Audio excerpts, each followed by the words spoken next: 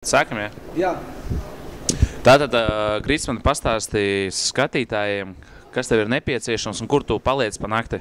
Man ir nepieciešams silts drēbes, un lai es nepaliktu toaletē, lai es nedzīvotu toaletē vienkārši. Ja?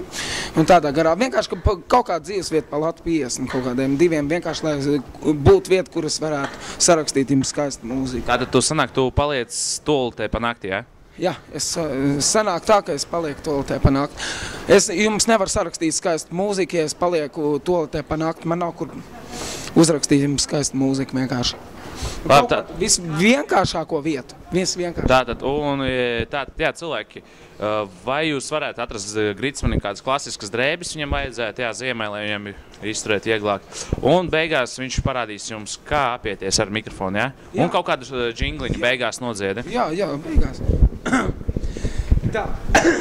Īsa bija Jāņu nakts pār visām inaksniņāmi, kad es tevi spēju uzāk, klēpī tevi saņemdamies, kam lai tagad skumju māks, taisnojos es zinādamies, to, cik īsa Jāņu nakts pār visām inaksniņām, nepiemini dzīvē ļaunu, nepiemini lai vai kā, satiksimies mēs no jaunā, pēc 100 gadiem piebalgā.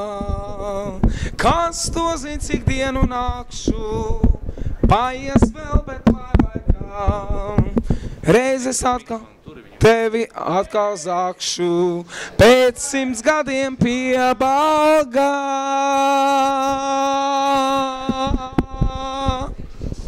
Сказать в камеру, смотрите, Дар ТВ. Скажите в камеру. РТВ? Дар ТВ, давай, кури, блядь, нахуй. Вообще... А что курить? Ганджубас. Ганджубас в теме. Пацан в теме, строго в приоритете по Вене. Все. Свободно.